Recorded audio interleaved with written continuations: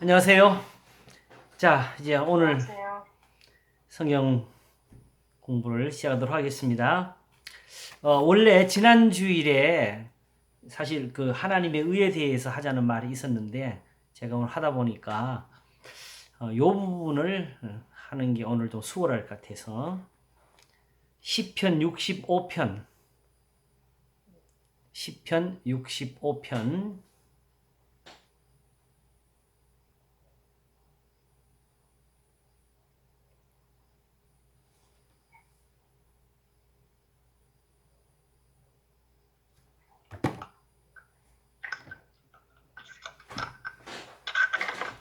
65편을 한번 보겠습니다.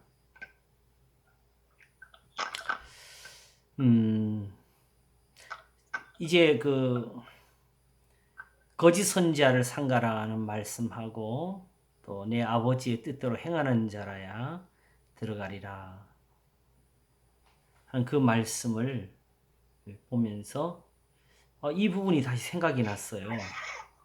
여기가 실제로 원래 어쩌면은 오늘 아침에 이걸 설교할 수도 있었는데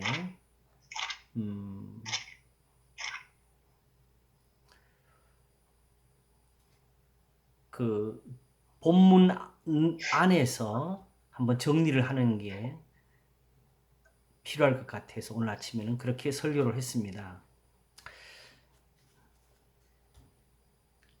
65편 여기서 이제 우리가 하나님의 뜻, 예수님이 내 아버지의 뜻대로 행하는 자라야 들어가리라 하시는 그 말씀 가운데서 하나님이 어떤 뜻을 가지셨는가, 왜 하나님께 뜻이라는 것이 있게 되는지 우리가 그것을 한번 살필 수가 있을 것 같아요. 한번 읽겠습니다. 시편 65편 이 1절을 굉장히 주목하면서 보시기를 바랍니다. 하나님이여 찬송이 시온에서 주를 기다리오며 사람이 서원을 주께 이행하리이다.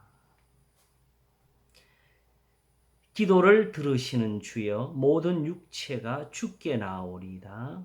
죄악이 나를 이기었사오니 우리의 죄과를 주께서 사하시리이다. 주께서 택하시고 가까이 오게 하사 주의 뜰에 거하게 하신 사람은 복이 있나이다.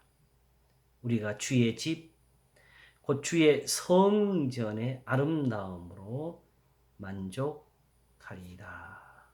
아멘. 일단 4절까지 먼저 읽었습니다.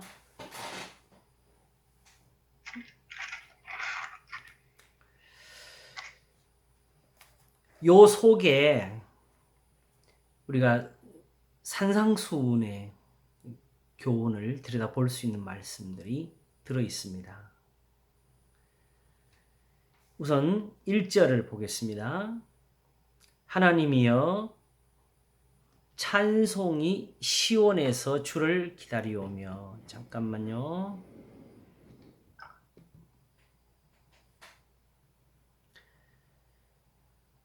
사람이 서원을 주께 이행하리이다.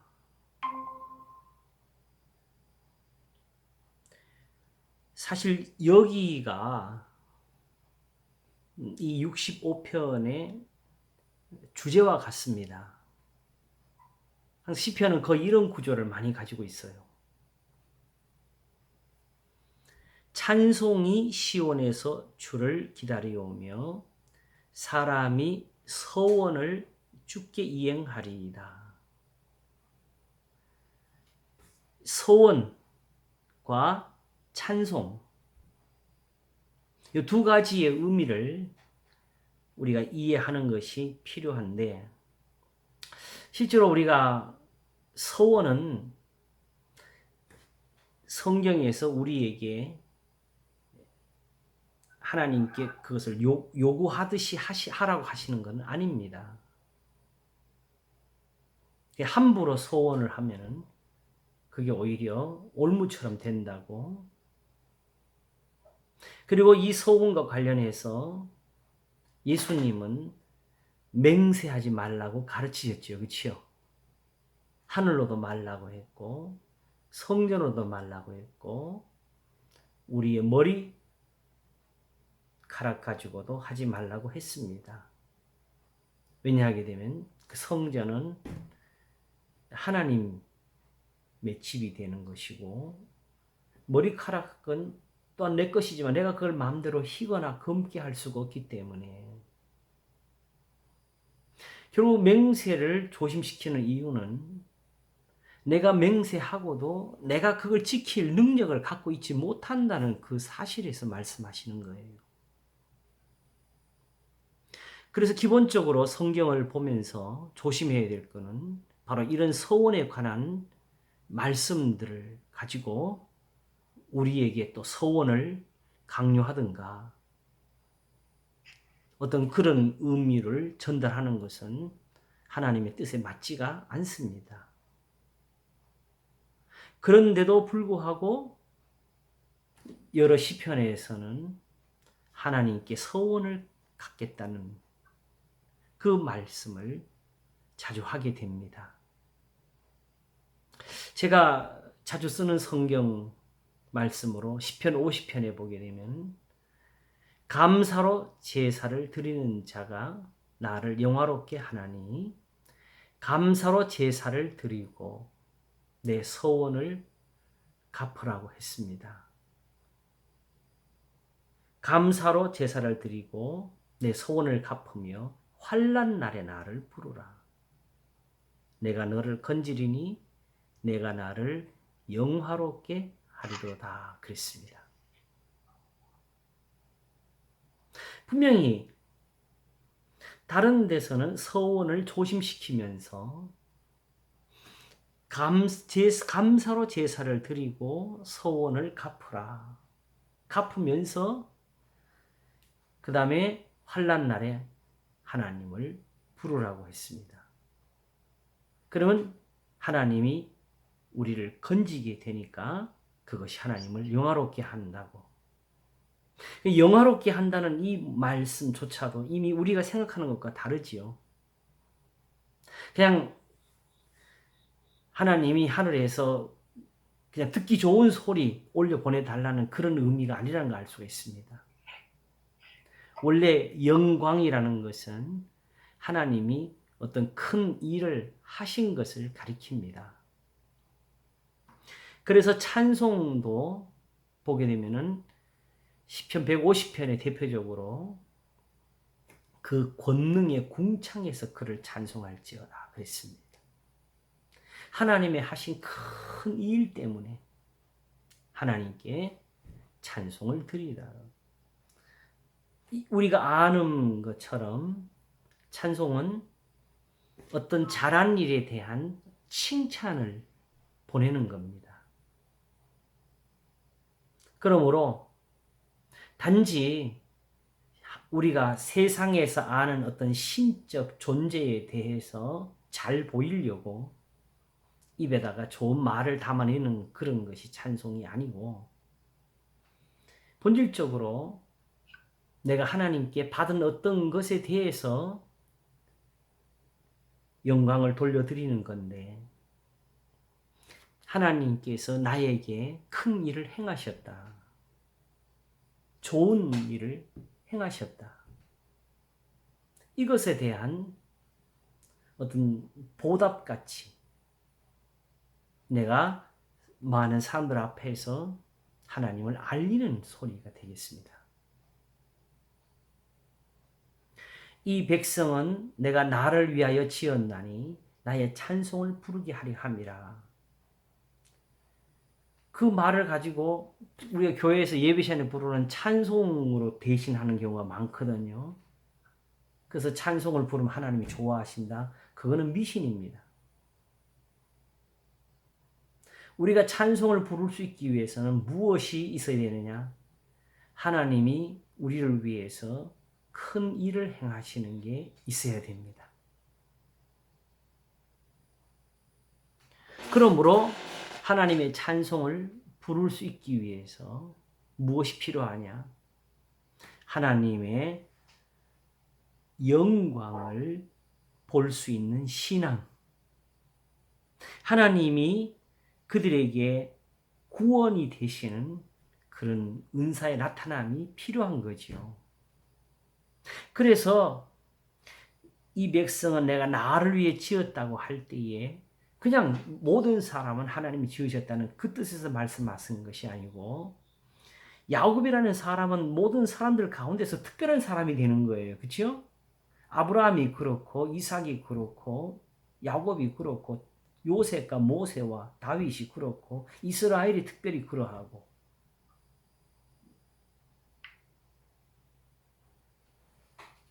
바로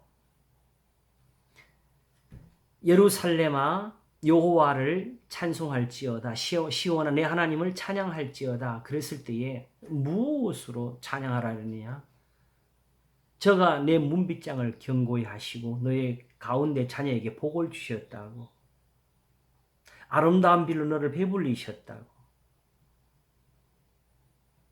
눈을 양털같이 내리시며 서리를 재가 흩으시며 우박을 떡 부스러기같이 뿌리시나니 누가 능히 그 추위를 감당하리요 하면서 그 말씀을 보내사 그것들을 녹이시고 바람을 불게 하신즉 물이 흐르는도다 하면서 바로 그 말씀을 야곱에게 보이시고 그 율례와 규례를 이스라엘에게 보이시는도다 그랬습니다.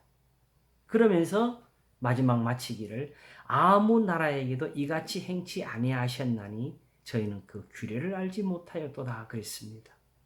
그러면 하나님이 이스라엘의 하나님이 되시기 위해서 예루살렘을 세우신다는 것이 그냥 어떤 성벽을 세우는 것이 아니라 정말 하나님의 성으로 세워지기 위해서 하나님이 그들에게 하신 일은 무엇이냐? 하나님의 말씀을 그들에게 보여주셨고 그 율례와 규례를 그들에게 알게 해주신 겁니다. 그러면 찬송 어디서 나오겠어요? 그들이 그 율례를 줬고 그 규례를 행했을 때에 오는 하나님의 구원이지요. 정말 말씀을 보내사 그 얼었던 것을 다 녹이시는 것처럼 예루살렘 성이 견고해지고 그 가운데 곡식이 풍성해지고 거기에 있는 자녀들이 정말로 평안하고 어쩌면 이 시대는 이런 것도 강하게 둔할 수가 있어요.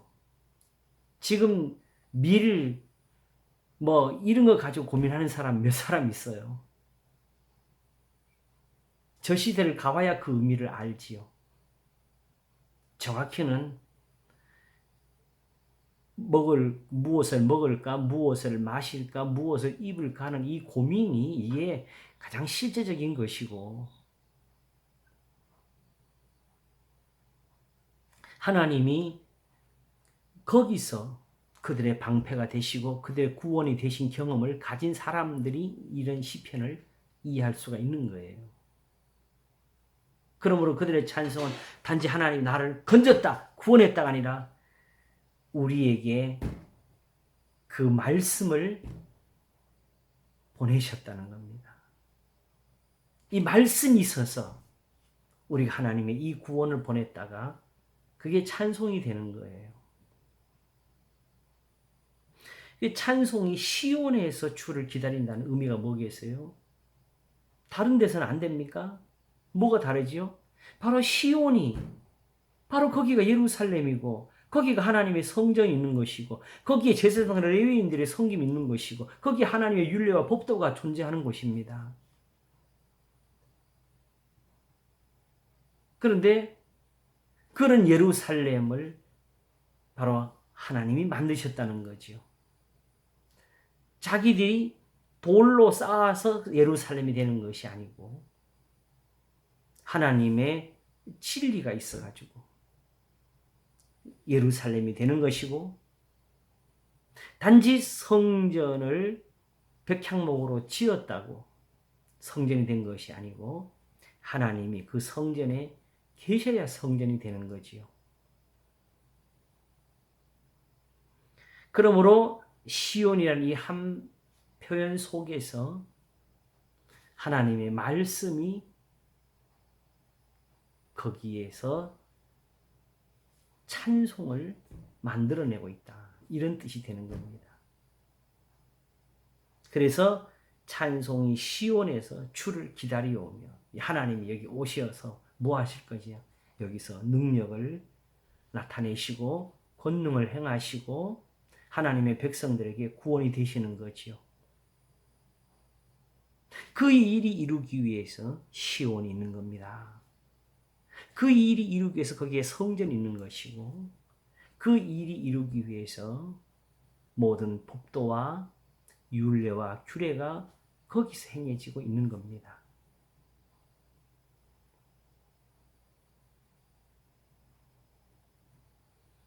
시온이라는 뜻은 단순히 장소적인 의미가 아니라는 거지. 그게 바로 예수님이 말씀하신 거, 네. 이 산에서도 말고 예루살렘에서도 말고 하는 그 속에서 시온이라는 게 존재하는 거예요. 장소가 특별한 건 아니다라는 거죠. 영과 진리의 예배가 거기에 있다는 거죠. 결국은 주의 말씀이라고 예, 봐도 예, 맞습니다. 되는 거죠. 예, 시온이 예. 하나님의 말씀이 있어서 거기서 하나님이 오셔서 구원을 주시기를 기다리고 있습니다. 뜻도 되고 하나님이 그거 하시려고 이렇게 지었습니다. 뜻도 되고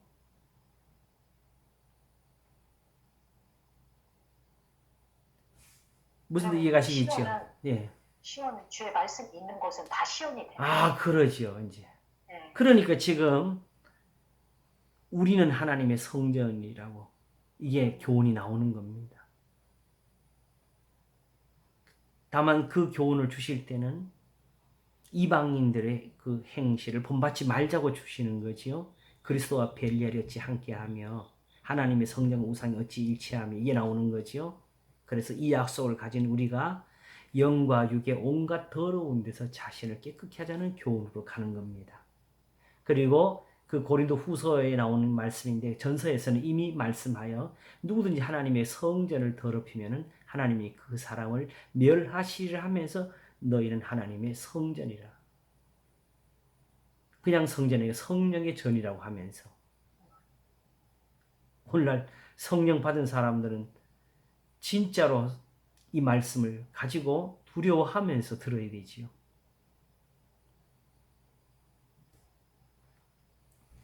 자, 그러니까 하나님이여 찬송이 시온에서 주를 기다리오며 요거 말씀 이해가시겠죠? 그죠? 네. 그러면 사람들이 이제 이 찬송의 의미를 안다면 야 저기서 찬송이 흘러나오는구나. 그 의미를 안다면 어디로 나아가기를 원하겠어요? 시온으로 가기를 원하지요.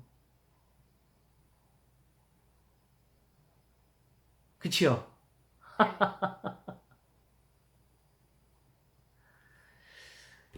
자,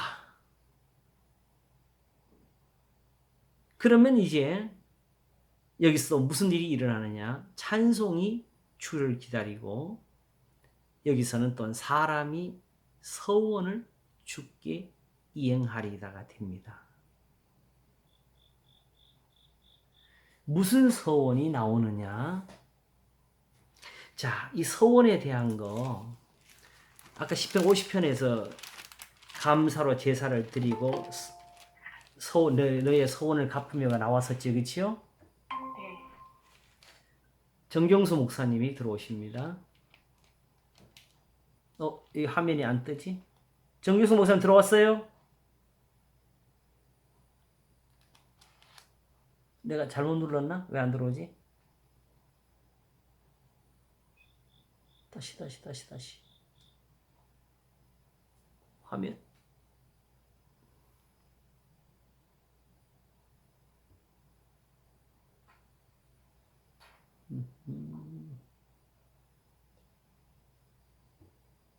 정기성 목사님 잘 모르나? 안 돼. 나오셨는데요, 정경수. 나왔어요? 네. 정규석 목사님 들려요? 목사님 앞에 마이크 눌러주세요. 마이크. 앞에 그 밑에 마이크 표시 있지요? 마이크를 껐어요. 껐어요? 이제 네. 들어왔어요? 네. 예, 반갑습니다. 안녕하세요. 예, 예, 안녕하세요, 예. 목사님. 안녕하세요. 오늘 나오나요? 안 나와요. 얼굴이 안 나오네? 얼굴이 안 나오고 동그랗게 이름만 나와요. 카메라를 눌러야 되나 또 카메라? 아니요, 제가 지금 컴퓨터로 하고 있는데 지금 저기 카메라랑 연동이 안 되나 봐요. 그래요? 해야 될 것 같아요. 예, 그냥 이제 들리면 그냥 하세요. 네네네. 네. 지금, 네, 지금 오늘 하는 거는 시편 65편을 지금 보고 있습니다. 시편 65편. 요것이 이제 산상수훈과 연관이 돼가지고 요즘 하는 하나님의 뜻에 관한 것이 있어가지고 이 부분을 보고 있습니다. 지금 이제 1절 앞부분 하나님이여 찬송이 시온에서 주를 기다려오며 사람이 서원을 주께 이행하리다 중에서 이제 찬송에 대한 의미를 사실은 좀 봤어요. 정유수 목사님은 찬송은 이제 알잖아요. 하나님이 하신 큰 일을 보고 하나님을 칭찬하는 소리라고, 그렇죠? 네. 예. 그러니까 찬송이 기다린다는 말은 거기서 하나님이 어떤 구원을 베푸실 그 장소가 된다는 뜻이고, 그것이 그러면 왜 시온에서 일어나느냐? 시온은 바로 거기에 하나님의 규례와 율례와 법도가 시행되고 있는 곳이죠. 성전이고, 다시 말해 하나님의 말씀이 거기에 있다 하는 뜻이 됩니다. 이것이 이제 야곱 내가 이 백성은 내가 나를 위해 지었나니 나의 찬송을 부르게 하려 함이로다 하고 연관을 시켰고요. 왜 그러냐? 야곱이 되게 하신 거, 이스라엘이 되게 하신 그 은혜가 하나님이 내가 그들을 지었다는 것이 되는 거죠. 또 말씀을 가지고 이야기하신 것이었죠. 그냥 우리가 일반적으로 예배 시간에 부르는 찬송을 말하는 게 아니라 그것까지 했고요. 그러면서 이제 그러면 서원은 어떻게 일어나느냐? 원래 서원은 성경에서 우리에게 함부로 하지 말 것을 우리에게 가르치고 계시잖아요. 그죠? 근데 시편에서는 자주 서원에 대한 것을 말씀하기 때문에 이 서원이 이 찬송과 구원과 어떻게 연관이 되는지를 보기 위해서 지금 잠시 또 한 곳을 보려고 합니다. 시편 56편입니다. 우선 여기를 먼저 보도록 하겠습니다.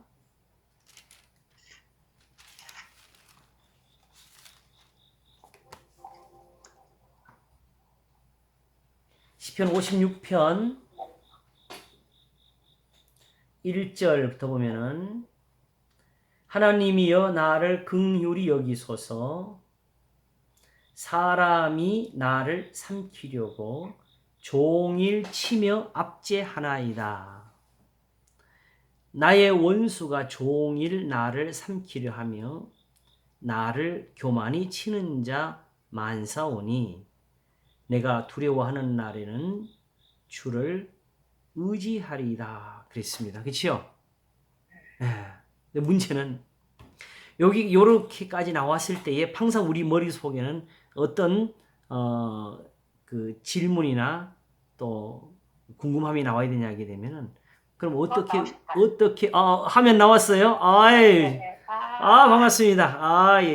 화면을 보니까 훨씬 미남이다. 더 젊어지셨어요. 예. 좋네요, 이렇게. 예. 네. 너무 반가워요.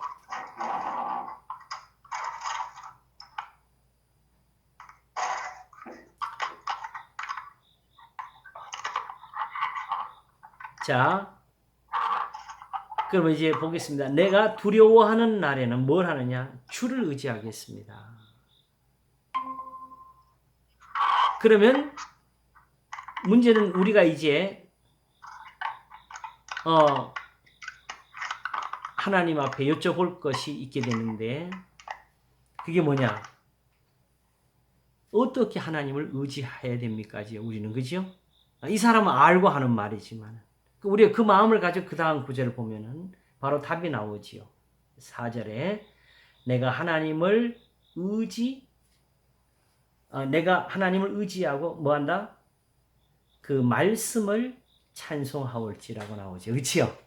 내가 조금 전에 그 시편 147편을 가지고 그랬잖아요. 찬송을 결국 하게 된 이유, 하나님의 능력과 구원과 그 하신 큰 일을 보고 찬송을 부르게 된 이유가 뭐냐? 하나님이 나한테 이런 일을 하시게 된 이유, 나에게 말씀을 보여주셔서 그렇다 그랬잖아요. 그치요? 네. 하나님 여호와께서 그 말씀을 야곱에게 보이시며 그 율례와 규례를 이스라엘에게 보이시는도다. 아무 나라에게도 이같이 행치 아니하셨나니 저희는 그 규례를 알지 못하였도다. 이스라엘과 이방의 차이가 이거였어요. 그리고 사실 아침에 제가 조금 말씀을 드렸는데 궁극적으로 우리는 항상 조심해야 될 게 우리가 바로 누구냐? 이방입니다. 사실은 지금 우리가. 하나님을 모르는 사람이었고요. 우리는 정말 그 규례를 몰랐던 사람들입니다. 이런 우리가 지금 바로 성경을 읽으면서 푼다는 게 사실 말이 안 돼요. 정확히는 규례라는 말의 뜻을 우리 다 모르잖아요. 그치요? 율례가 뭔지를 모르잖아요.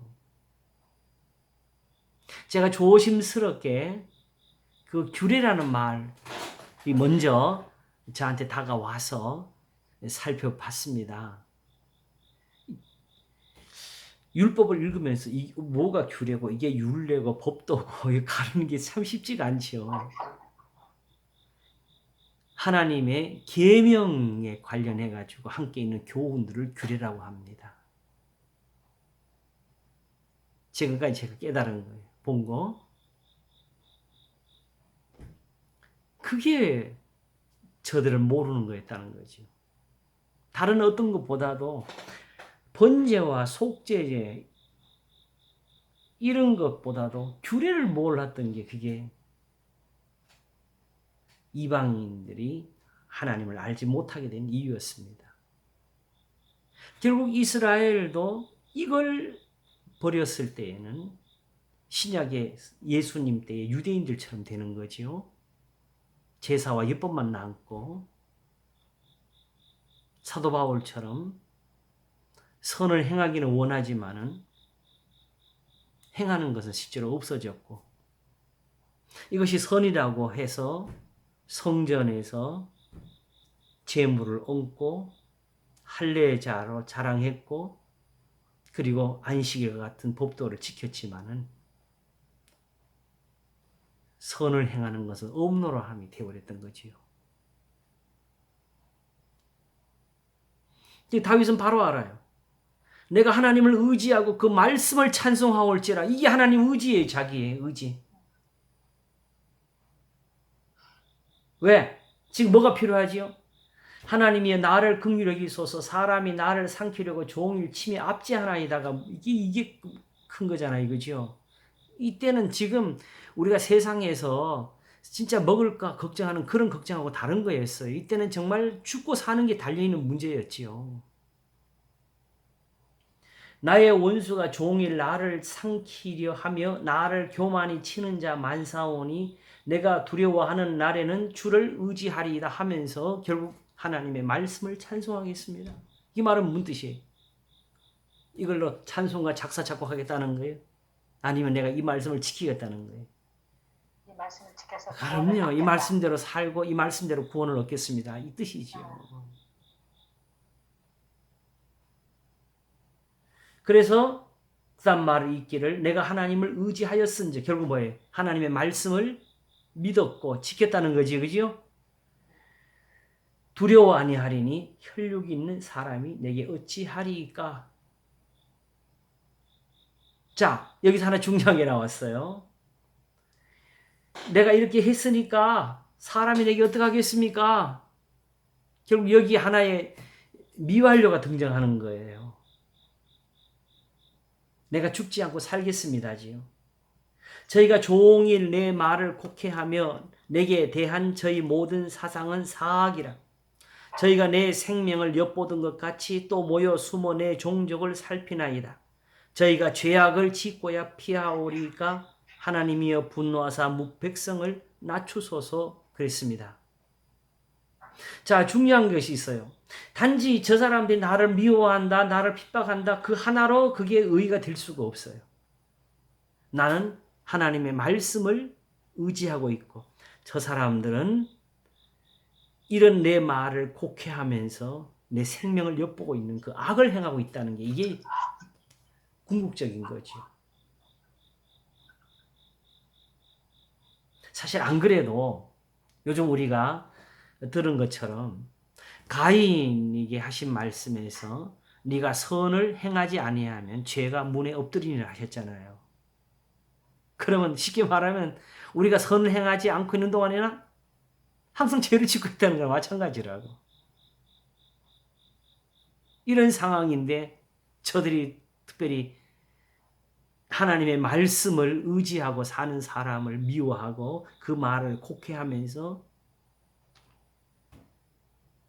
해치려고 하고 있으니 이 죄악이죠. 이스라엘이 바벨론에 멸망한 후에 다시 회복되고 할 때 하나님이 그 회복을 말씀하실 때 결국 바벨론은 왜 망하느냐? 이스라엘은 자기들의 죄로 해서 벌을 받았지만은 바벨론은 자기들의 그 욕심대로 지나치게 행해서 또 이스라엘을 더 괴롭힌 게 있어요. 그러므로 자기들의 죄로 또 그걸 받는 겁니다. 그러니까 궁극적으로 다윗이 여기서 지금 주여 저들을 멸하소서 해서 이루어지는 일이 아니라는 걸 보여주는 거지, 그죠? 그러면서 7절이 특별히 저희가 죄악을 짓고야 피하오리까 하나님이여 분노하사 백성을 낮추실 것입니다지요. 미완료지요. 이 믿음이 들어가 있는 게 미완료예요. 내가 하나님 말씀을 찬송한 것처럼 내가 또 살아서 하나님께 감사를 드릴 겁니다. 여기 들어가 있는 거예요.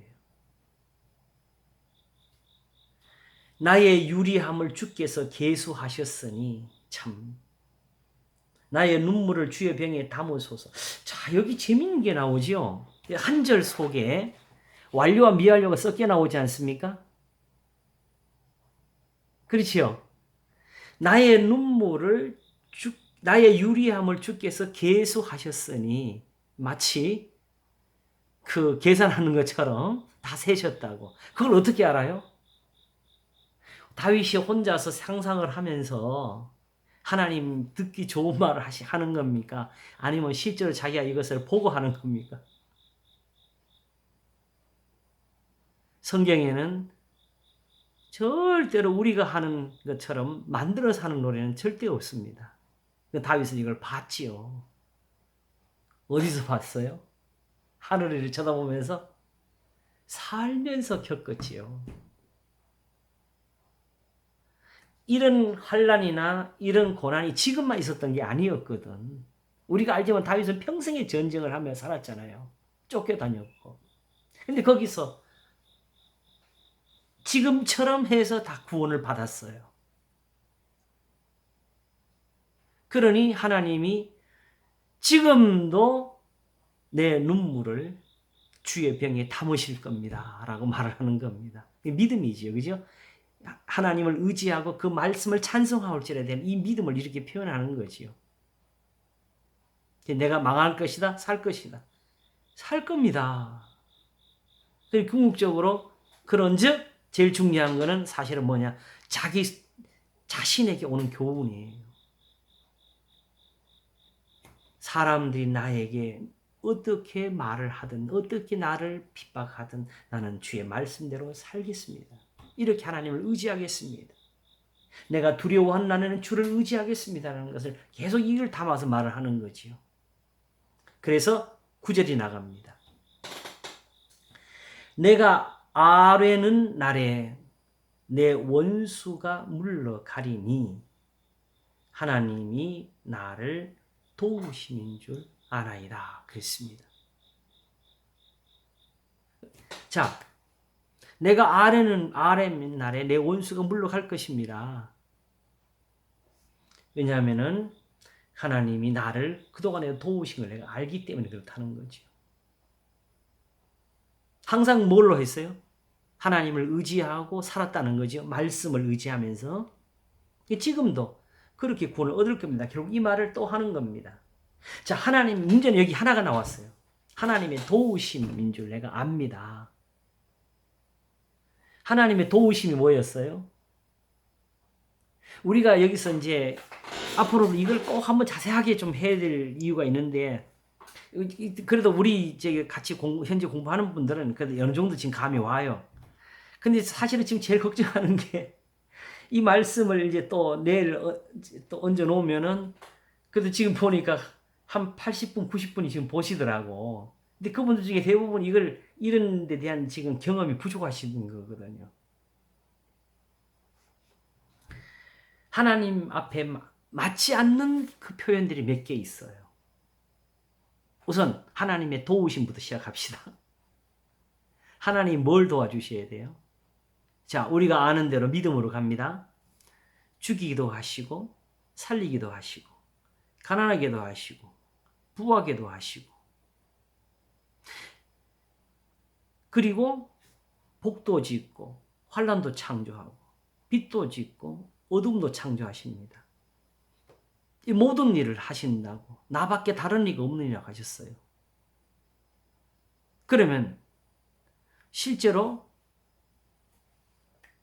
나오미가 룻기에서 보기에 나오미가 고난을 받고 돌아와서 하나님이 자기를 치셨다고 하잖아요. 그죠? 그렇죠? 네. 실제로 우리가 다른 원수, 다른 누가 나를 괴롭혀야 주의 나를 도우셨는데 그렇게 있어도 바벨론이 침공을 해도 그걸 바벨론의 침공으로 봅니까? 하나님의 진노로 봅니까? 하나님의 진노. 그렇죠. 그 하나님 도움이 뭘 도우셔야 돼? 하나님이 지금 하고 계신데. 그치요? 네. 또 구원도 마찬가지예요. 하나님이 진노하시는데 하나님이 누구한테서 건져요? 누구한테서 건져야 돼요? 하나님의 이 진노에서 건져주셔야지. 그치요? 네. 네. 도우소서, 구하소서, 보호하소서. 하나도 안 맞아요, 사실 알고 보면.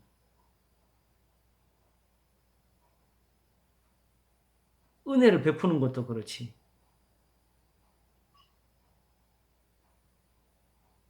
그러면 이런 표현이 결국 무엇을 가리키겠어요? 돌이켜보면은 왜 진노를 받게 되었냐부터 따지면 되겠지요. 그러면 뭐 때문에? 범죄해서 그런 거죠. 그렇죠? 죄를 지어서. 그러면 하나님의 진노를 받지 않도록 하는 도움은 어디서 와야 되겠어요? 죄를 짓지 않도록 도와주시는 거지요. 그것은 뭐예요? 하나님의 말씀이지요. 그래서 아까 한 것이 이렇게 표현된 거예요. 내가 하나님을 의지하였은즉 내가 하나님을 의지하고 그 말씀을 찬송하올지라가 결국 나를 도우심인 줄 아나이다. 요것도 우리가 흔히 그 잘못 생각하기 지금 잘못한 것 중에 많은 사람들이 이렇게 하는데 순간적으로 하나님 말씀해 주십시오 막 하면서 막 들었잖아요. 이런 거 그걸 말하는 게 여기 이미 가르쳐 주신 이 계명을 가르치는 거죠. 그리고 계명도 우리가 생각해 보게 되면은 딱 10가지를 놓고 그걸 적용을 시키려고 그러면 몇 가지 어떤 면에서 상황이 안 맞는 게 너무 많이 나올 수도 있어요. 그러나 이게 우리가 진짜 어떤 면에서 미련하지 않으면 거짓말 하는 거지요.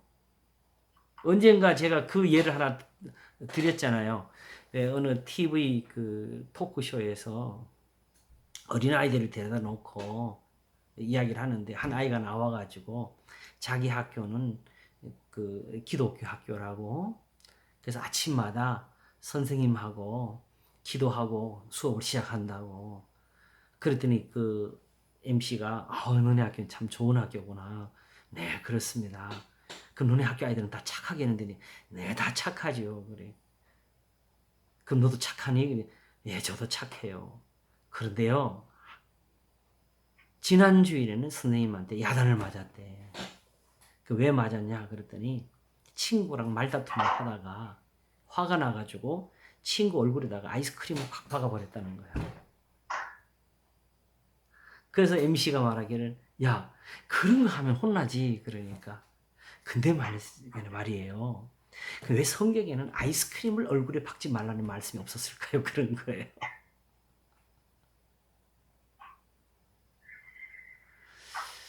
그 결국 사도 그러니까 우리가 지금 성경 보는 것이 다른 것은 막 비유 잘하고 예화 들어가지고 온갖 다 말을 하면 성경 구절 하나에서는 그렇게 딱 잘라버리는 거지요.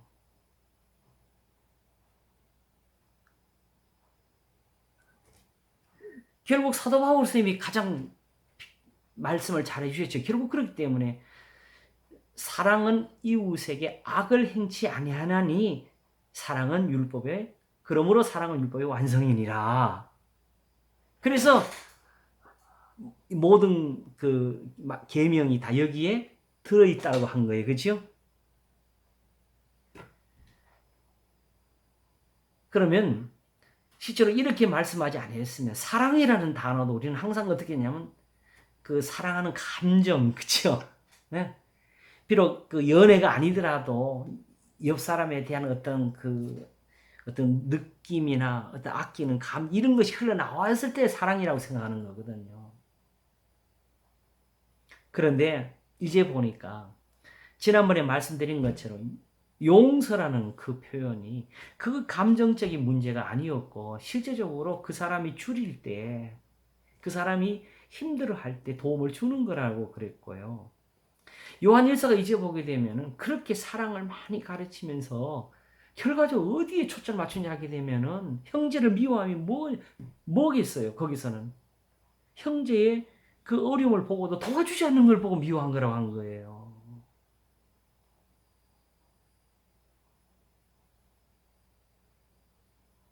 감정적인 문제를 다룬 것이 아니었죠.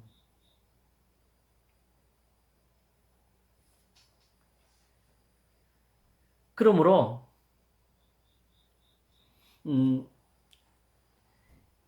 도우심이다, 또 은혜를 베푸신다 이런 모든 것들이 사실은 다 하나님의 말씀을 가리키는 줄 우리가 알면 돼요.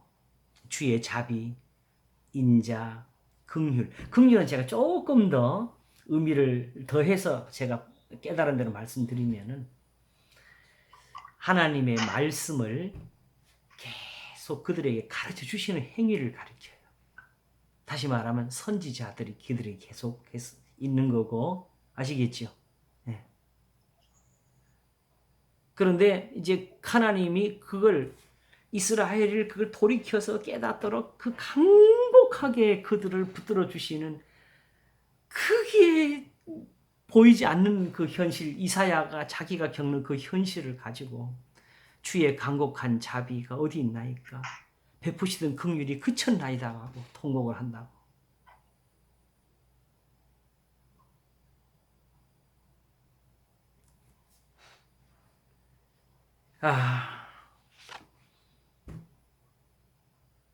결국 하나님의 말씀이 닫히면은 사실은 뭐 이미 구원은 끝난 것이 되는 거지요. 자, 이제 보겠습니다. 그러므로 하나님이 나를 도우심인 줄 아나이다. 하나님의 말씀으로 제가 도움을 받았습니다는 거. 하나님이 그걸 그렇게 도와주셨습니다는 거고. 그러므로 내가 아뢰는 날에 지금도 내가 하나님을 그렇게 의지했으니까 원수가 물러갈 것입니다라고 말을 하는 거예요. 자, 그래서 10절을 다시 갑니다. 결국 반복이 되지요. 내가 하나님을 의지하여 그 말씀을 찬송하며 여호와를 의지하여 그 말씀을 찬송하리라. 궁극적으로 그러니까 이 완료와 미완료를 섞어서 하는 이유는 뭐냐 하게 되면 궁극적으로 지금 현재예요, 사실은. 제가 이제 좀 더 보니까 어떻게 완료는 보게 되면 약간 과거처럼 느껴지고, 그지요? 미완료는 미래처럼 느껴지잖아요, 그지요? 그러면 지금 현재는 어디에 들어가야 돼요? 지키고 있는 거? 현재가 그 두 가지 항상 같이 들어가요.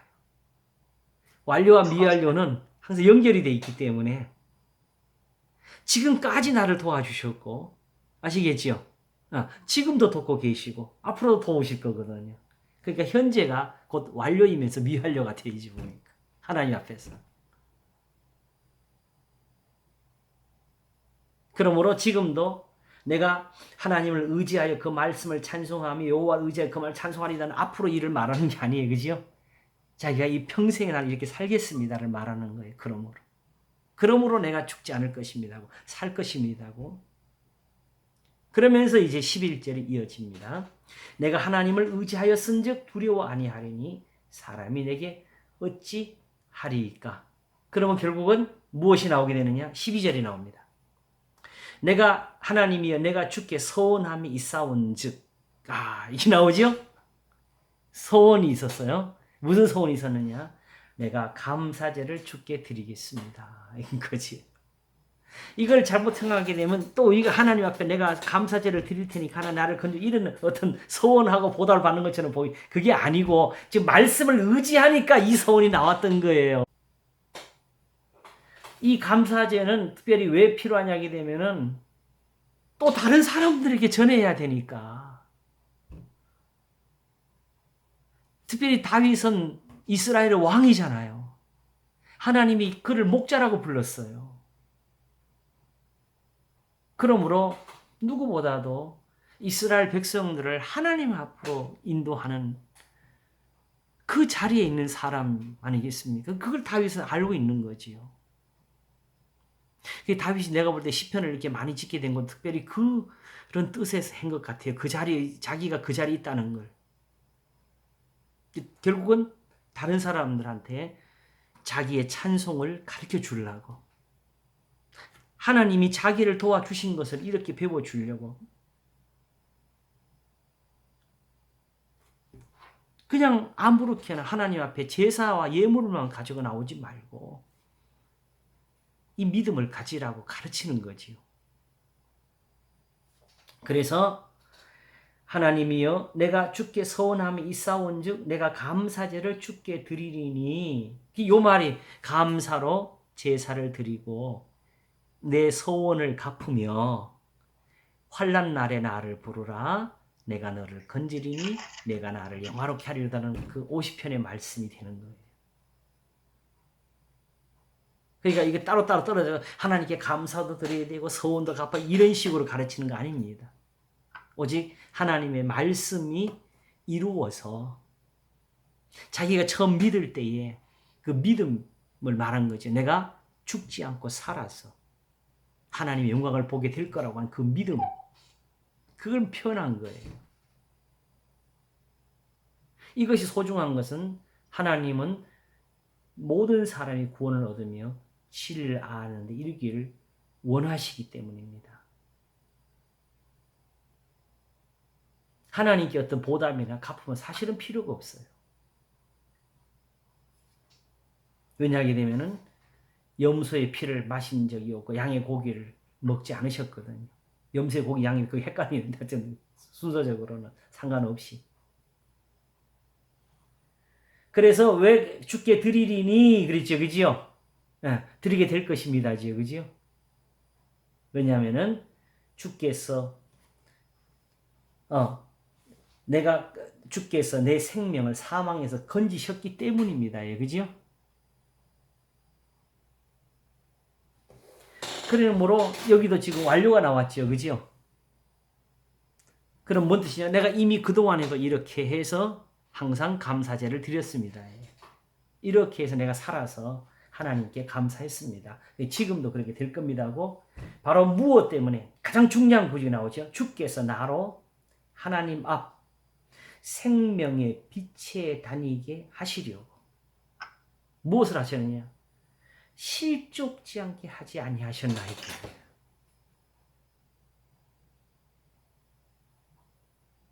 이 도움을 받은 거예요. 이 실족이라는 것이 바로 우리가 성경에서 표현한 대로 하게 되면 이게 사실은 잘못 다니는 거, 죄를 짓는 거지요. 그러므로 하나님이 나를 어떻게 건지셨느냐? 주께서 나로 하나님 앞 생명의 빛에 다니게 하시려고. 결국 지금 뭐 하죠? 하나님이 우리를 붙들어서, 그죠? 네, 하나님 앞에서 지키시려고 붙들어 내시는 거예요. 그게 하나님 말씀이에요. 그냥 심판하시려고, 너희가 안 지키면 혼난다 이렇게 하시는 게 아니었어요. 그래서 예수님이 이 표현을 쓰신 것이 요한복음 3장 17절에 하나님이 그 아들을 세상에 보내신 것은 세상을 심판하려 하심이 아니요 구원을 얻게 하려 하심이라고 그 표현을 쓰신 겁니다. 하나님이 세상을 이처럼 사랑하사 독생자를 주셨으니 이는 저를 믿는 자마다 멸망치 않고 영생을 얻게 하려 하심이라는 것은 그때 예수님이 하나님이 독생자를 보내셨다는 그 표현을 쓰신 것은 지금 니고데모에게 말씀하신 거, 사람이 거듭나지 않으면 하나님 나라에 들을 수 없는, 그걸 지금 깨우쳐 주시는 거잖아요.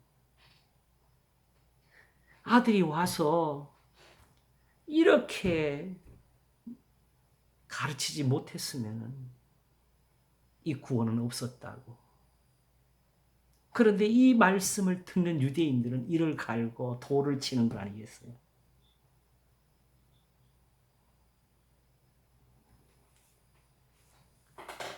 자, 그러니까 하나님의 도우심이라는 게 확실하게 풀어지죠, 그죠? 실족하지 않게 도와주는 것이죠. 그리고 이 표현을 가장 잘 쓴 데가 어디죠? 시편 120편이잖아. 내가 산을 향하여 눈을 들리라. 나의 도움이 어디서 올꼬 하면서 여호와는 너를 지키시는 자라고. 그렇죠? 하나님이 너로 실족지 않게 하신다고 표현했지요. 그게 바로 낮에 해가 너를 상치 못하며 밤에 달도 너를 해치지 못하려는 것이고 졸지도 아니하시고 주무시지 아니하신다는 표현이었어요. 그리고 구체적으로 당시에는 선지자들이 그렇게 쉬지 않고 이스라엘을 향해서 외치고 있었습니다. 지금은 또 하나님께서 각 사람에게 성령을 주셔가지고 그 성령으로 기억나게 하시고 또 깨닫게 하시고 가르치고 계시지요. 근데 이걸 잘못해가지고 우리는 또 그냥 성령 받으면 나는 생각도 없어지고 그냥 성령이 시킨 대로 다 살아가는 이런 식으로 해석을 해가지고 또 그렇게 풀면 거기서 아무것도 안 돼요. 그렇죠? 그럼 그렇게 풀어놓고 그러면 지금 사는 사람들 다 성령이 지도를 받아가지고 서로 치고받고 싸우고 쏘기고 말도 안 되는 거죠. 그렇죠?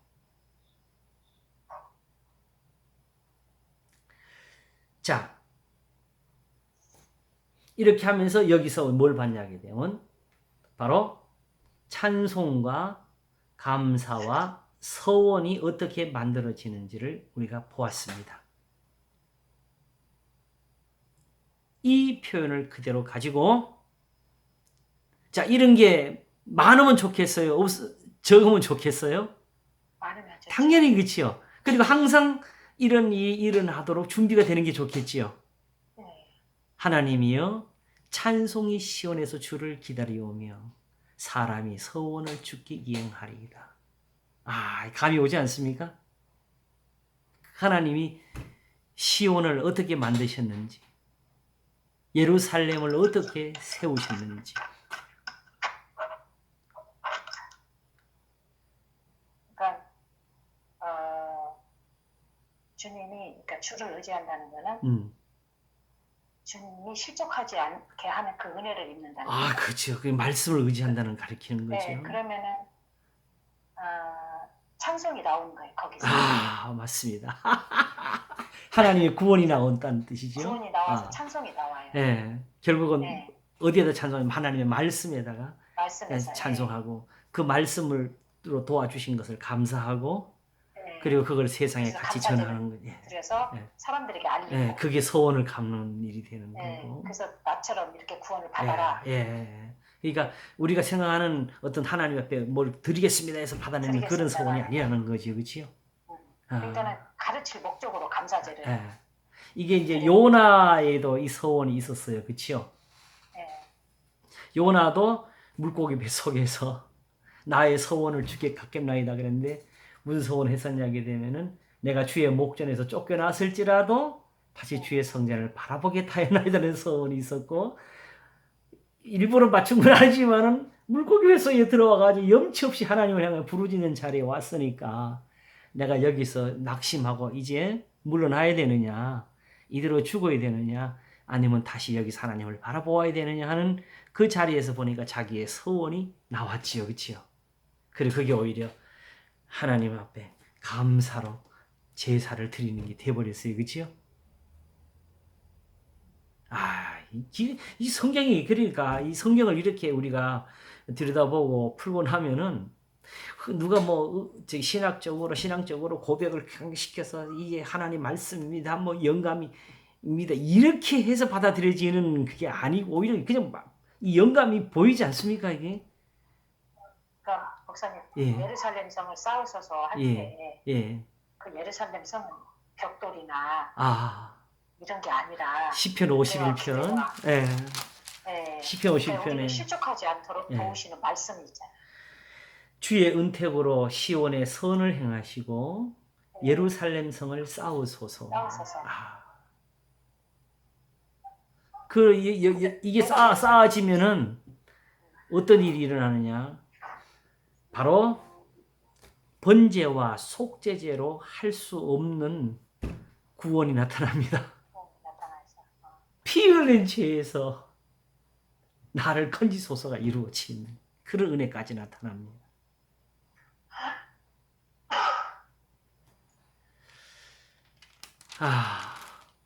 여기서 사실 할 말이 있는데 이걸 제가 시간이 여기서 복잡해질까봐 이때에 온전한 번제와 속죄제를 주께서 기뻐하신다는 말이 뒤에 나오거든요. 그게 이제 사실은 이번 주일에 우리 목사님들 오셨을 때 뭘 할까 하다가 문득 생각한 것이 시편 16편에 이게 연관이 돼가지고 풀어질 게 있어요. 이제 그거 잠언 16장에 우리 그걸 다음에 거기서 다시 한번 풀도록 하겠습니다. 아시겠죠? 예. 자, 그러면 요걸 한 번 더 우리 확인하겠습니다. 어디 보냐 하게 되면 바로 시편 116편 우리가 잘 아는 성경이에요. 시편 116편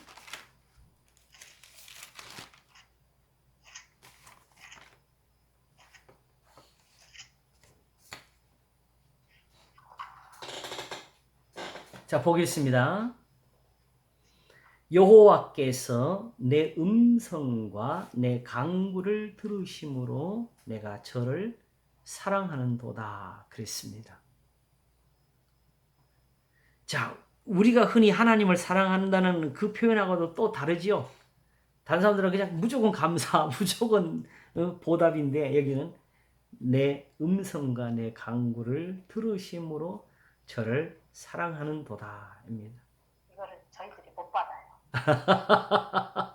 왜냐하면 이런 일이 없다고 생각을 하니까. 그러니까 사실 그러면 걸려요. 걸리지요. 근데 이거는 이 사람은 어떻게 이런 일을 하느냐? 인정을 안 해요. 다윗이 좀 전에 본 시편 56편 거기서 그 하나님이 내가 아뢰는 날에 내 원수가 물러가리니 주께서 나를 도우심인 줄 아나이다라고 했잖아요. 그러니까 자기 기도가 어디서 들려졌다는 거예요? 하나님의 말씀을 의지한 데서 들려졌다는 거죠. 근데 그 말씀을 내가 어디 가서 땅을 팠거나 굴 속에 들어가서 찾아냈거나 하는 것이 아니고 하나님이 친히 다 음성으로 들려주셨고 하나님이 보여주신 그 율법에서 나온 거잖아요.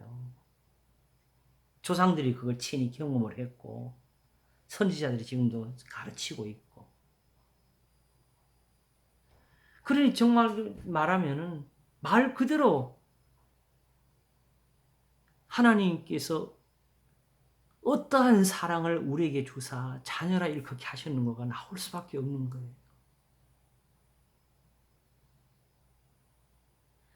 이런 사랑도 사실 우리는 구체적인 어떤 경험을 자꾸 통해서만 해석하려고 하는데 우리가 지금 이 사랑을 지금 어떻게 바꿨는지 지금 우리가 사실 그리지도 못하는데 성경은 지금 이 말씀 하나를 가지고 우리한테 주시면서 하나님이 이 말씀으로 하늘과 땅을 지었다고 하는 표현을 잠언에서 지혜라고 표현해서 썼고요. 이걸로 야곱이 나왔고 이걸로 아브라함이 나온 거고 이걸로 다윗이 된 거예요. 그 어느 정도냐? 2절을 보니까 그 귀를 내게 기울이셨으므로 내가 평생에 기도하리로다. 다른 사람은 이렇게 기도 못하네. 왜냐면 하나님이 자기한테 귀를 기울이셔야 기도하는 거지. 그렇죠? 근데 바로 이게 뭐냐면 이런 것이 다 하나님의 은혜로 왔다는 거죠. 그렇죠? 자, 그걸 어떻게 받았느냐? 알았느냐? 3절. 사망의 줄이 나를 두르고 음부의 고통이 내게 미치므로 내가 환난과 슬픔을 만났을 때에 내가 여호와의 이름으로 기도하기를 여호와여 주께 구하오니 내 영혼을 건지소서 하였도다. 아, 이게 뭔 표현입니까? 아니 지금 영혼이 이게 우리하고 뭐가 안 맞아. 우리는 지금 죽게 됐으면은 주여 나를 구원하소서 막 이래 나오는데 여기서 아니 자기가 지금 죽게 됐는데 뭐 무슨 영혼을 그러니까 지금 하나님 내가 죽더라도 영혼을 살려주세요 뭐 이거 한 겁니까? 그러면 지금 살아있지를 못하지. 그리고 또 어떤 분들은 이렇게 할 수 있어. 그러니까 기도할 때에 이렇게 기도 영혼을 살려달라 그래 하나님 복을 주시지. 그냥 뭐 주사하면 안 되는 또 이렇게 그것도 말도 안 되는 소리를 하는 거죠. 바로 이 뜻이 뭐냐를 우리가 알아내야 되겠지, 그렇죠? 바로 여호와는 은혜로우시며 의로우시며 우리 하나님은 자비하시도다를 알게 된 거예요. 뭘로? 건지셨다는 거지, 그지? 그러면, 그지? 왜 자비하냐? 영혼을 건져 주셨다는 뜻이 사실은 어떻게 건지시냐? 여호와께서는 어리석은 자를 보존하시나니 내가 낫게 될 때에 나를 구원하셨도다. 이 낫게 될 때는 뭡니까? 고난을 당하고 있을 때. 아닙니다. 낫게 될 때. 네, 어리석은 자와 같이 있잖아요. 어리석다는 표현은 뭐죠? 예수님 말씀하시기를 이것을 지혜롭고 슬기인 자들에게 숙이시고 어린아이들 나타내 감탄하다 바로 그 어리석은 자지요. 그러니까 낮춤도 바로 그 어리석음이지요. 다시 말하면 하나님의 말씀을 의지했다는 표현입니다. 이게?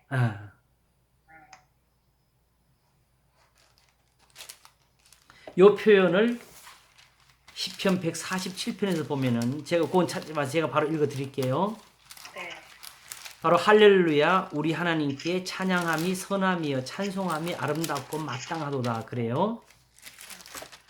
그러면서 뭐라고 하느냐 하게 되면은 여호와께서 예루살렘을 세우시며 이스라엘의 흩어진 자를 모으시고 우리가 아는 표현 다 나오지요? 네. 상심한 자를 고치시며 저희 상처를 싸매시는도다면서 저가 별의 수요를 계수하시고 저희를 다 이름대로 부르신도다 하며 우리 주는 광대하시며 능력이 많으시며 그 지혜가 무궁하시도다 그래요. 그러면서 뭐라고 표현하느냐? 여호와는 겸손한 자는 붙드시고 악인은 땅에 엎드러뜨리시는도다. 그 겸손함이 뭐예요? 결국은 하나님이 예루살렘을 세우시는 그 은혜를 받는 사람이죠. 주의 말씀 앞에서 자기를 낮추는 사람. 낮추어서 하나님 말씀을 듣는 사람을 가리키는 거예요. 왜냐하면 결국은 하나님께서 그 말씀을 야곱에게 보이신 거라고 했으니까. 거기서 겸손한 사람, 어리석은 사람, 자기를 낮추는 사람. 이 사람이 나오는 겁니다. 오케이? 그래서 나를 구원하셨다. 만약에 아까처럼 그냥 낫게 될 때 그냥 고난이라 그러게 되면은, 왜냐하게 되면 내가 어리석었기 때문에 나를 낮은 데서 구원하셨다가 아니고, 어리석은 자를 보존하시나니 내가 낫게 될 때에 나를 구원하셨다 그랬잖아요. 그치요? 단순히 이게 고난이라면은 세상 고난 받는 사람이 다 구원받아야죠. 그 고난 때문이라면. 그게 아니고 오히려 이 고난에서 내가 낫게 될 때에 나를 건지셨다고 한 겁니다. 개혁 개정에는 어려울 때라고 아, 있어요. 그랬구나. 네. 자, 그러면서 굉장히 그러면 심각한 문제가 벌어진 거죠. 예, 만약에 뭐 그거 그렇게 돼 있어도 이제 결국 제가 이제 풀기는 풀 수도 있겠지만 상당히 시간이 오래 걸리겠고 지금보다 더 어렵겠죠. 네. 7절을 보겠습니다. 그리고 결국 뭐라 그러냐게 되면은 영혼을 건지소서 그랬잖아요. 그죠? 네. 그러니까 결국 이제 뭐라 그래요? 그걸로 내가 구원을 받았다니까 내 영혼아 내 평안함에 돌아갈지어다로 나오는 거예요. 여호와께서 너를 후대하시미로다. 근데 여기서 우리가 하나 재밌다 그래야 되나 배워야 되나? 지금 이 표현은 정확히 말해가지고 지금 현실적으로 우리가 쓸 수 없는 표현입니다. 자기 영혼하고 대화가 돼요? 영혼아 네 평안함에 돌아올지어다 하면 영혼만 그쪽으로 갑니까? 누구를 가리킨 거예요? 자기 자신을 가리킨 거예요. 이 영혼에 대해서는 시편 130편에 나오는데 여호와여 주께서 죄악을 감찰하실진데 주여 누가 서리이까 그래요? 그러나 사유하심이 주께 있으면 주를 경외케 하심이라면서 나 곧 내 영혼이 이렇게 표현합니다. 나 곧 내 영혼이 여호와를 기다리며 내가 그 말씀을 바라는 도다 하는 거예요. 그러니까 시편 130편에 그러면 성경에서 영혼이라는 이 표현을 쓴 이유는 어떤 의미에 썼냐게 되면 우리가 소위 말하는 이분법적인 의미에 쓴 것이 아닙니다. 그리고 살아있는 사람은 지금 영혼이 죽어 있습니까? 살아 있습니까?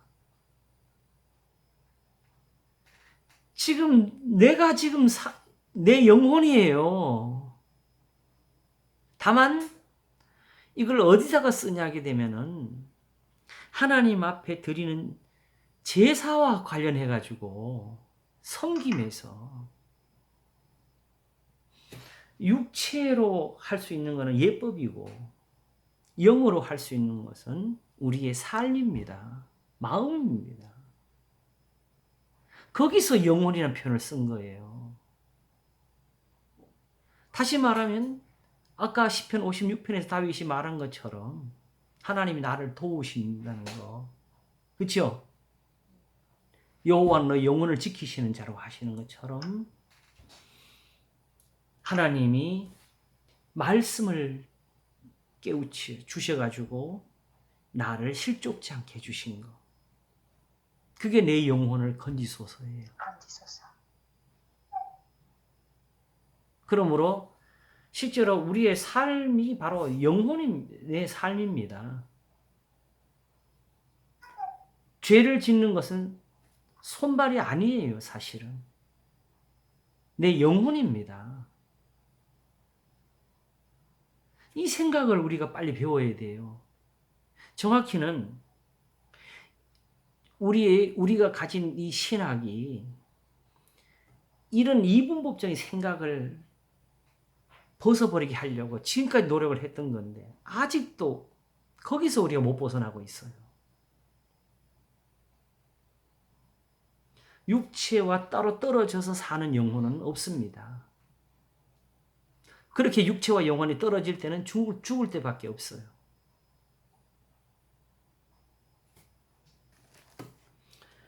그래서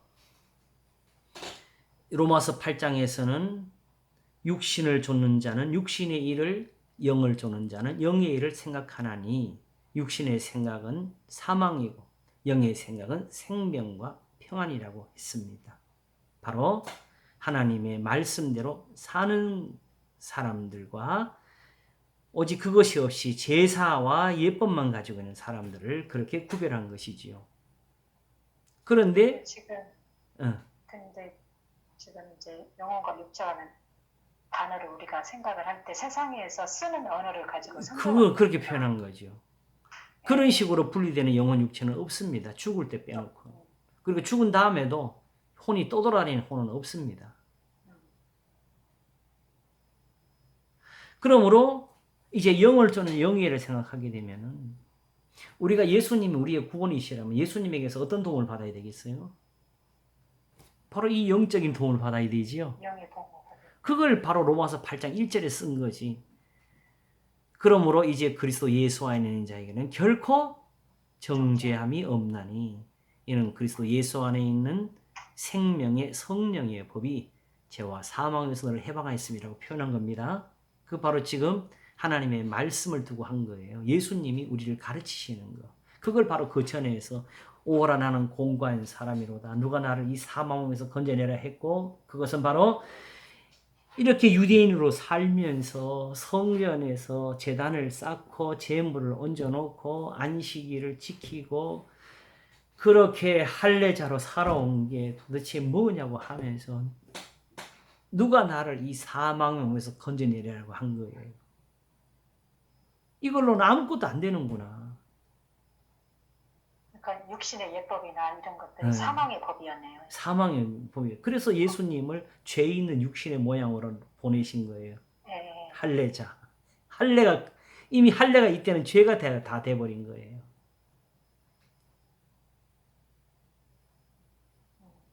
그러면 예수님도 할례자니까 똑같은 유대인들이잖아요. 그죠? 유대인 속에 있잖아요. 그 할례자가 어떻게 사느냐? 예수님처럼 순종하면 삽니다. 죽은 자 가운데서 먼저 살아나셔서 본이 되셨잖아요. 그래서 결국 로마서 8장이 영으로서 몸의 행실을 죽이면 살리니라 했고 너희 안에 그리스도 영이 있으면 몸은 죄로 인하여 죽은 것이나 영은 의로 인하여 산 것이냐를 가르칩니다. 자, 예수님의 영인지 아닌지 어떻게 알아요? 내 속에 있는 영이? 그리스도의 영이면 바로 예수님처럼 말을 할 겁니다. 하나 우리가 조심할 건 아까 내가 그 말을 하다가 말았는데 막 성령이 우리한테 오시면 우리가 그냥 거의 마치 그 신들린 사람처럼 되는 거지. 그런 식으로 모든 걸 풀어버리는 거 있잖아요. 그게 잘못이지요. 여전히 오순절에 누구보다도 앞장서 가지고 하나님의 성령을 받고 은혜를 전하던 그 베드로가 갈라디아서에 가게 되면은 유대인들이 오는 걸 보고 이방인하고 식사를 하다가 자리에 있어 일어나는 외식을 행하게 되고 바로 그걸 사도 바울이 바로 꾸짖어 가지고 네가 유대인처럼 살지도 못하면서 이방인들 억지로 유대인처럼 되게 하느냐고 꾸짖지요.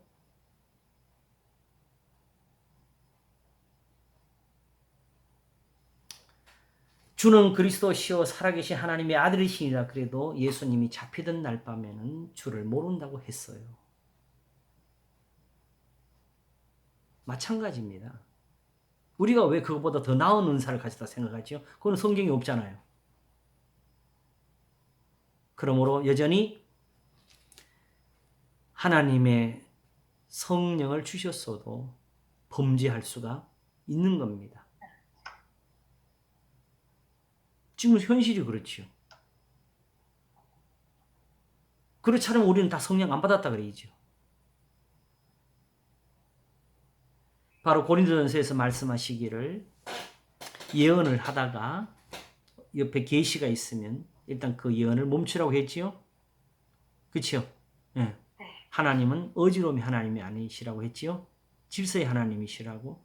그러니까 예언하는 사람의 영이 예언하는 사람에게 제재를 받는다 그랬어요. 왜 우리가 이런 걸 다 부인하지요? 사실 성경을 모르는 거 그렇다고 봐야 가장 좋은 거겠죠? 아니면 우리가 거짓말 하는 거 되니까. 무슨 이해하시겠죠? 결국 하나님의 성령의 기억나게 하심과 깨닫게 하시니까 가르치심이 있어도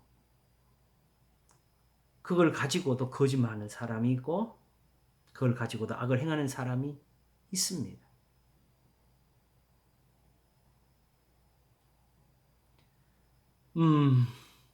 그 여로보암이 금송아지 만들었을 때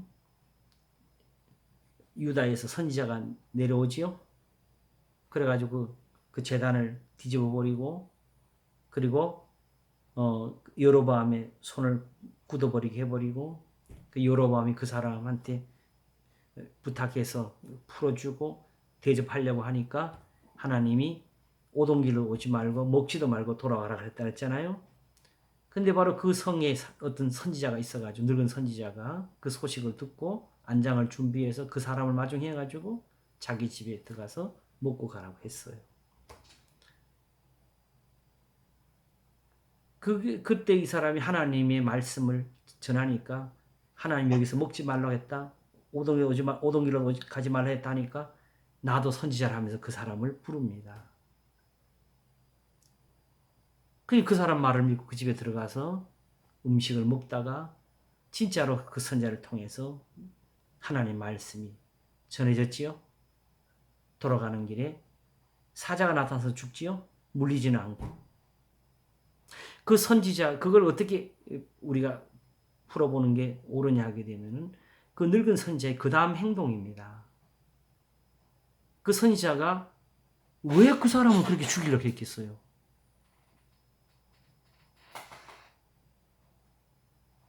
제가 볼 때는 그 사람이 정말 진짜 선지자였으면은 여로보암이 하는 짓을 보면서 속이 상했을 거예요. 그렇죠?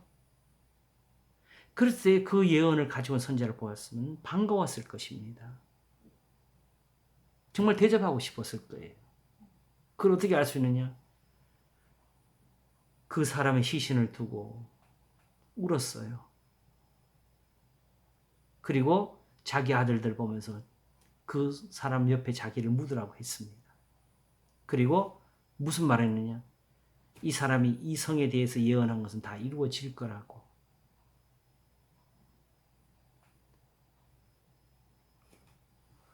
그러므로 선지자도 거짓말할 수가 있습니다. 선지자 노릇 하다가도 누가 뒤로 뭐 넣어주면은 거짓말할 수가 있어요. 있어요. 네. 있어요. 이렇게 말하는 이 목사도 거짓말할 수가 있습니다. 인정했어요. 이제 저도 인정해요. 그리고 제가 하는 이 말에도 또 실수도 있을 수가 있어요. 그러므로 우리가 끝까지 할 것은 베레아 교회처럼 끝까지 그것이 그러한가 하여 성경을 보는 그게 필요합니다. 다만 지금까지 제가 깨달은 바를 전해드리면은 가장 이제 본질적으로 이런 윤곽이 드러났어요. 비록 이스라엘이고 히브리어를 정말 자기 언어로 쓰는 사람들이라 할지라도 더 이상은 성경을 알 수 없는 것이 이미 그들의 경험이 되지를 못하고 있어요. 그렇기 때문에 자기들의 언어로도 풀 수 없는 말씀들이 되어버렸어요. 그러니까 예수님이 요한복음 8장에서 어찌하여 내 말을 알아듣지 못하느냐. 이는 내 말을 알아들을 줄 알지 못함이로다 그랬습니다. 정말 그래요. 정말. 네. 그러므로 사실상 따지면은 지금 우리가 보는 것처럼 지금 자 우리가 지금까지 뭐 했냐? 1시간 넘게 뭐 했습니까? 찬송 우리 가지고 따졌지요. 그지요? 서원의 문제를 따졌지요. 지금 감사를 따지고 있지요. 그걸 또 한 번 더 확인하고 있어요. 그렇죠? 그러면서 오다 보니까 여기도 보니까 영혼을 구하소서 또 나오고 말마다 우리가 다 모르는 거잖아요. 그러므로 궁극적으로는 어떤 노력이 되냐면 제가 볼 때는 지금 제가 하고 있는 이 노력을 누구든지 해야 될 것 같습니다. 단어 하나라도 또 문맥에서 이거는 왜 여기에 들어와 있는가 하면서 거기서 뜻을 찾아야지. 우리가 아는 말 사전에 있는 글이라도 여기서는 그걸 다른 뜻으로 쓸 수가 있어요. 그리고 또 하나. 지금 우리가 지금 현재 보는 이 성경은 우리말로 오기 위해서 사실은 원어가 있고 그 원어는 지금 직접 우리가 오지를 못해요. 왜냐하게 되면은 사실은 적어도 가장 빠른 단계로는 최소한도 영어는 거쳐가지고 오는 거예요. 또. 그런데 이제 저도 영어를 조금 해봤지만은 영어의 세계와 한글의 세계가 달라요. 똑같은 단어를 표현해도 서로 느끼는 게 달라요. 그러므로 히브리인들이라도 이런 노력으로 다시 그들의 율법을 보지 못하게 되면 예수님을 알 수가 없습니다. 만일 알 수 있다면 지금 그들이 다 회개를 했겠지요.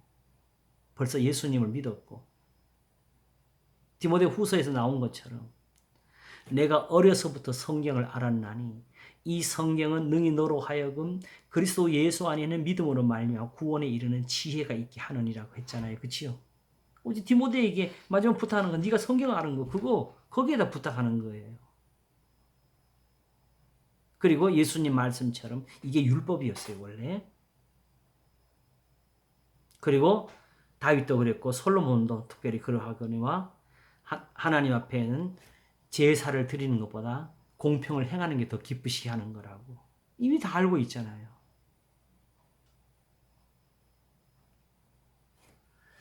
자, 보겠습니다. 아직 빨리 이제 끝쳐야 되겠는데. 116편. 네, 16편 마지막 가겠습니다. 그래서 이제 내 영혼아 내 평안함에 돌아갈지어다 여호와께 너를 후대하심이로도 한 것은 하나님의 말씀을 믿으라는 것이 되는 거지요. 거기가 평안하다. 주께서 바로 내 영혼을 사망에서 내 눈을 눈물에서 내 발을 넘어짐에서 건지셨. 자, 재밌긴 나왔어요. 처음에 영혼을 건져서 그랬잖아요. 그죠? 그랬더니 이제 영혼을 사망에서 건져 주셨고 눈을 눈물에서 건져 주셨고 발을 넘어짐에서 건져. 결국 이 표현이 이렇게 나오는 거 보니까 영혼이라는 그 한 표현 속에 이게 다 들어가는 걸 알 수 있지요. 그렇죠? 바로 하나님 말씀이지요. 그래서 내가 생존 세계에서 이제 뭐 하느냐? 여호와 평안이로다. 아까 56편에서 뭐라고 했어요? 하나님께서 나로 하나님 앞, 그렇죠? 생명의 빛에 다니게 하시려고 나로 실족지 않게 아니하셨나이까 그랬잖아요. 이게 똑같잖아요. 똑같아. 예. 그래서 내가 믿는 거로 말하리라. 내가 큰 곤란을 당하였도다. 이 한마디 속에 내가 정말 죽을 수 있었다는 거예요. 근데 살았다는 거지요. 내가 경급 중에 이르기를 모든 사람은 거짓말장애 하였도다. 이런 나를 내가 지금 살아서 하나님 앞에 이 서원을 가지고 있다고. 여호와께서 내 음성과 내 간구를 들으심으로 내가 저를 사랑하는도다. 그 귀를 내게 기울이셨으므로 내가 평생에 기도하리로다는 이 서원을 내가 갖게 됐다고. 여호와께서 내게 해주신 모든 은혜를 무엇으로 보답할꼬? 이 뭐에 대한 거지요? 하나님의 말씀에 관한 거지, 그렇지요? 내가 구원의 잔을 들고 여호와의 이름을 부르며 여호와의 모든 백성 앞에서 나의 서원을 여호와께 갚으리로다. 성도의 죽는 것을 여호와께서 귀중히 보시는도다. 이게 뭔 뜻이지요? 그래서 하나님이 지금 계신다고 말씀을 주고 계신다는 뜻이죠. 여호와여 나는 진실로 주의 종이요 주의 여종의 아들이요 주의 종이라 주께서 나의 결박을 푸셨나이다. 종은 하나님 앞에 순종한다는 뜻을 쓰는 겁니다. 내가 주께 감사제를 드리고 여호와의 이름을 부르리라. 하나님의 교훈을 말하는 거지요.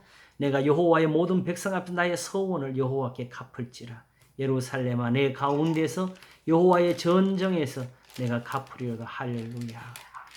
근데 이 사람은 무슨 서원을 지금 했지요? 내가 평생에 기도할 거라는 이 서원을 가지고 있습니다.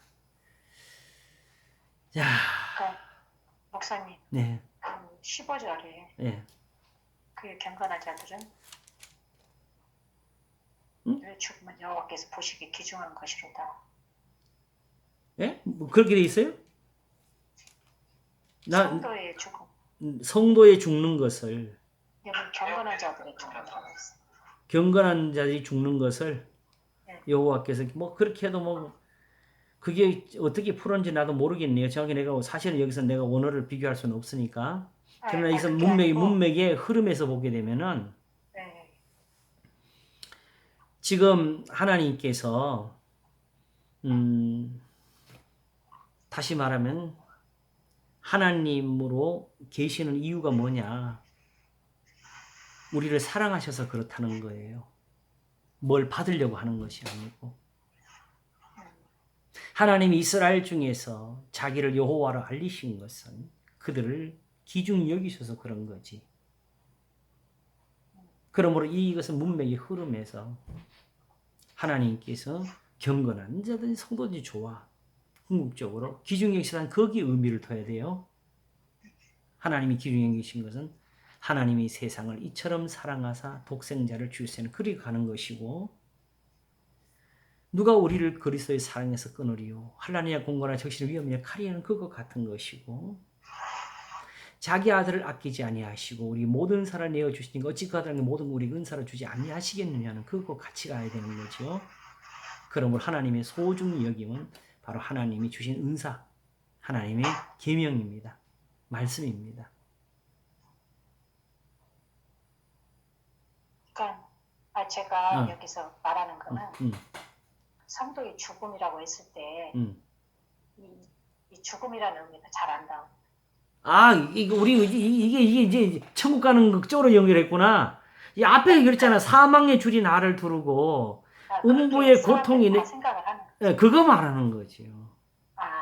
이 고난, 어려움을 이야기. 네, 이 고난을 이야기하는 거지요.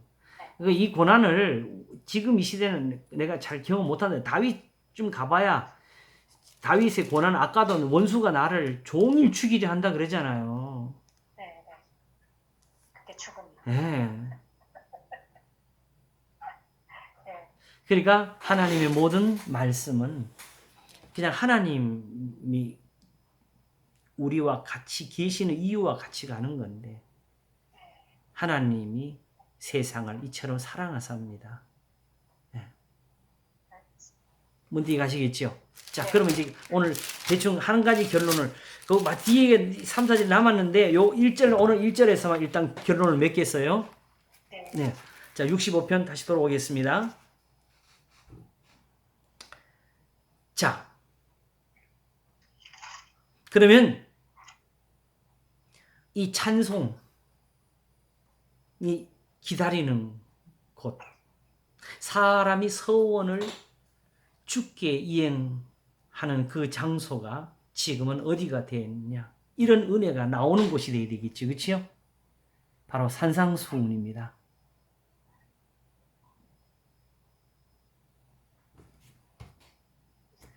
이런 뜻을 가지고 예수님을 보내셨고, 이런 은혜를 가지고 지금 가르치는 것이기 때문에 내 아버지의 뜻대로 행하는 자라야 들어가리라가 되는 거예요. 그 말씀 자체가 구원이었기 때문에 그렇습니다. 말씀이 심판을 해서 그런 것이 아니고, 그리고 아침에 말씀드린 것처럼 하나님이 왜 이렇게 뜻을 가지셔야 되느냐? 하나님이 못하시는 그 세 가지에서 나오는 거, 하나님의 참되심 때문에. 하나님이 지금은 내가 참된 걸 한번 보여봐야지 뭐 이런 장난을 치신 것도 아니고요. 이미 범죄한 세상에서 하나님이 그대로 하나님의 선하심을 가지고 구원을 내실 수 있는 그 길. 하나님이 그 길을 만드신 거예요. 자기 아들을 내어주시면서. 그래서 십자가에 사실은 피 흘리신 것으로 구속한 게 맞습니다. 그 구속이 바로 이 말씀입니다. 그러므로 하나님의 뜻은 뭐냐? 모든 사람이 죄를 범하였으며. 이거 똑같은 거예요. 구속입니다. 지금 구속하시는 거예요. 구원하시는 거지. 이제 와서 누가 예배하냐 안 하냐 이거 따지시는 거 아닙니다. 그래서 하나님은 사랑이시라고 하는 거예요. 이 모든 말씀을 다 가리키는 거죠.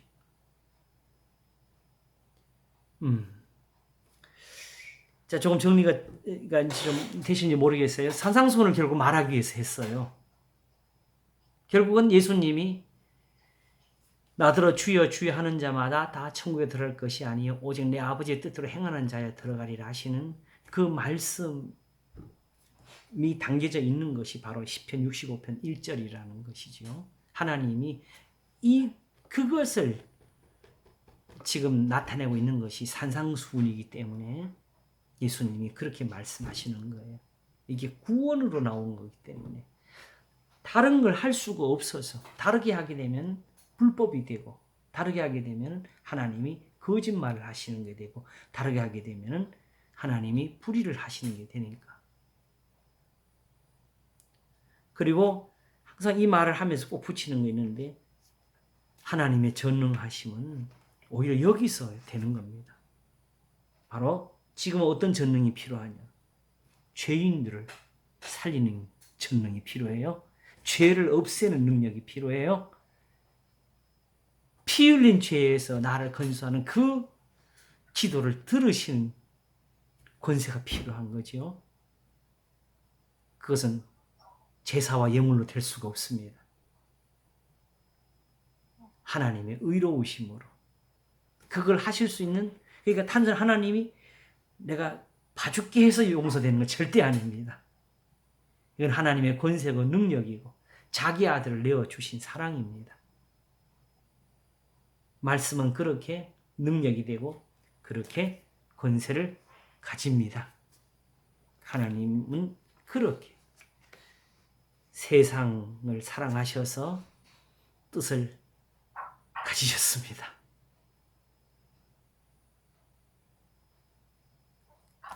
이 뜻대로 모든 것이 이루어져서 구원이 될 것입니다. 기도하겠습니다. 하나님 아버지 감사합니다. 우리가 하나님을 사랑한 것이 아니요 오직 하나님이 우리를 사랑하셔서 우리의 죄를 위해서 그 아들을 내어주신 것이라고. 이게 바로 하나님의 말씀이 우리에게 있어지는 것이고 이것이 바로 예수님이 오셔서 우리를 가르치신 이유입니다. 그렇게 내 아버지의 뜻대로 행하는 자라야 들어가리라고 하신 겁니다. 다른 것은 정직하지가 못하고 다른 것은 불의하기 때문에 너희는 먼저 그의 나라와 그의 의를 구하라. 그리하면 이 모든 것을 너희에게 더하시리라 하시면서 주시는 바 하나님을 의지하게 하시는 말씀을 저희도 찬송케 하시옵소서. 감사하고 우리 주 예수 그리스도의 이름으로 기도하옵나이다. 아멘. 수고하셨습니다. 감사합니다. 고맙습니다. 예, 고맙습니다. 다음 주에 또 뵙겠습니다. 예, 다음 주에 뵙겠습니다. 정기성 목사님 반가웠습니다. 고맙습니다. 아, 이거 보니까 좋네. 예, 감사합니다. 예, 고맙습니다. 끊을게요. 예. 자.